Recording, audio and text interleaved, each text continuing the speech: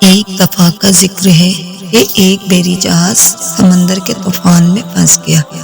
طوفان اتنا شدید تھا کہ جہاز سمندری طوفان سے نکل ہی نہ پایا۔ جہاز کے سبھی مسافر ڈوب گئے سوائے ایک مسافر کے۔ معجزاتی طور پر وہ ایک مسافر بچ گیا اور اللہ کی مدد سے پانی کی لہروں کے ساتھ تیرتا ہوا ایک چھوٹے سے جزیرے پر پہنچ گیا۔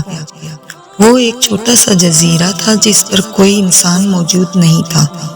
وہاں وہ آدمی خدا سے مدد مانگنے لگا، اے خدا، تو کسی کو یہاں مجھے بچانے کے لیے بھیج دے۔ اے خدا، کوئی جہاز اس طرف بھیج دے جو یہاں مجھے آ کر بچا لے اور میری مدد کرے۔ اس نے رو رو کے بڑی دعائیں مانگی۔ پورا دن گزر گیا، کوئی اسے بچانے کے لیے نہیں آیا۔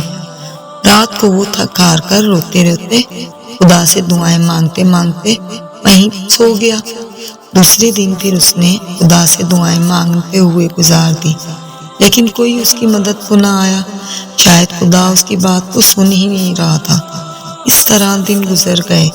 وہ روز دعائیں مانگتا، اللہ سے مدد کی بھیک مانگتا، لیکن کوئی اس کی مدد کو نہیں آتا۔ ایک مہینہ گزرنے کے بعد وہ ہار مان چکا تھا۔ اس کی ساری امیدیں ٹوٹ چکی تھی۔ اسے یقین ہو گیا تھا کہ اب کوئی اس کی مدد کو نہیں آنے والا۔ اس نے جزیرے پر لکڑیوں کی ایک جھونپڑی بنائی اور وہاں رہنے لگا۔ اسے یقین ہو گیا تھا کہ اب اس نے یہیں اپنی زندگی اس جزیرے پر ہی گزارنی ہے۔ وہ خدا کی رحمت سے نا امید ہو چکا تھا۔ وہ وہاں ناریل کا پانی پیتا، جنگل کا پھل کھاتا اور مچھلیوں کا شکار کرتا۔ ایک دن اس نے مچھلی پکانے کے لیے آگ جلائی تو اس کی لکڑیاں ختم ہو گئیں۔ وہ لکڑیاں اکٹھی کرنے کے لیے درختوں کی طرف گیا، لیکن جب وہ واپس آیا تو اس کی جھونپڑی میں آگ لگ چکی تھی۔ اس کی جلائی ہوئی آگ میں سے کچھ چنگاریاں اس کی جھونپڑی پر گری اور اس کی جھونپڑی میں آگ لگ گئی۔ اس کے آتے آتے پوری جھونپڑی جل چکی تھی۔ یہ دیکھ کر وہ بہت اداس ہوا اور خدا کو کوسنے لگا۔ اس نے کہا، اے خدا، تو بہت برا ہے۔ میں نے مدد مانگی، تو نے میری بات نہیں سنی۔ کوئی میری مدد کو نہیں آیا۔ بس اس نے روتے ہوئے اپنی جھونپڑی کو دیکھا اور کہنے لگا، اے خدا، تو بڑا ظالم ہے۔ وہ پورا دن روتا رہا اور خدا کو کوستا رہا۔ رات ہوئی تو وہ روتے روتے سو گیا۔ صبح جب اس کی آنکھ کھلی تو اس نے دیکھا ایک بڑا سا بحری جہاز ساحل پر کھڑا ہے۔ اسے اپنی آنکھوں پر یقین نہیں ہو رہا تھا کہ کوئی اسے بچانے کے لیے آ گیا ہے۔ وہ جہاز پر سوار ہوا اور جہاز وہاں سے روانہ ہو گیا۔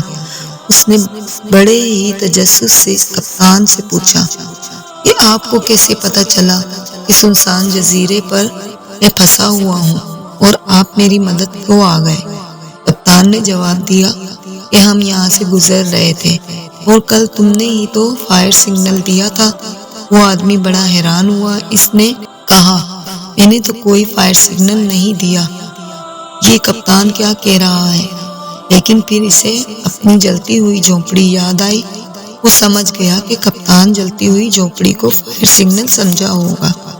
اسے احساس ہوا کہ جھونپڑی میں آگ لگنا دراصل خدا کا ہی ایک پلان تھا، میری مدد کرنے کے لیے، تاکہ میں اس جزیرے سے باہر نکل سکوں۔ اب اسے خود پر بڑی شرمندگی محسوس ہوئی کہ وہ خدا کے بارے میں کیا کیا بولتا رہا، اور وہ خدا کا شکر ادا کرنے لگا کہ خدا نے اس کی دعائیں قبول کی اور اسے اس جھونپڑی سے نکلنے میں مدد کی۔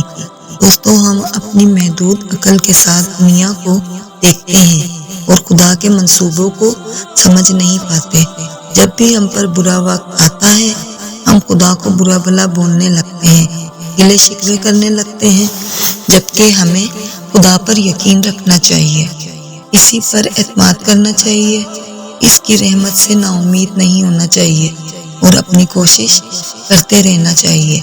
جب بھی زندگی میں برا وقت آئے تو ہمیشہ یاد رکھنا میں بھی خدا نے آپ کے لیے کچھ بہتر سوچ رکھا ہے جو ابھی آپ کو سمجھ نہیں آ رہا۔